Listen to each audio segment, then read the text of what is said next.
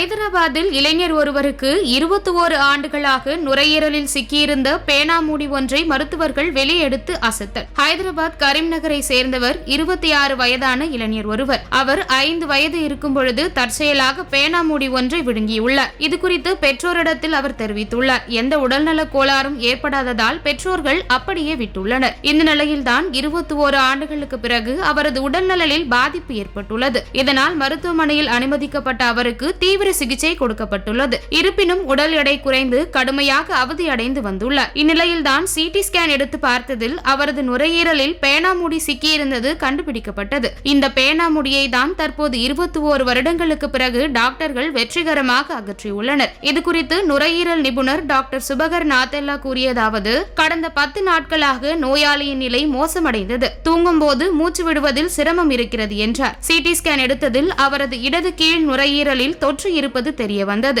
ஆரம்பத்தில் ஒரு அடைப்பு இருப்பதாக தான் நாங்கள் சந்தேகித்தோம். ஆனால் உள்ளே ஒரு பேனாமூடி இருப்பதை கண்டு நாங்கள் அதிர்ச்சி அடைந்தோம். இன்னும் சில ஆண்டுகள் ஆகியிருந்தால் பாதிக்கப்பட்ட பகுதியை அறுவை சிகிச்சை மூலம் அகற்ற வேண்டி இருக்கும் என்று தெரிவித்தார். தற்போது நோயாளி முழுமையாக குணமடைந்துள்ளார். இந்த சம்பவம் தற்போது சமூக வலைதளங்களில் பேசுபொருளாக மாறியுள்ளது.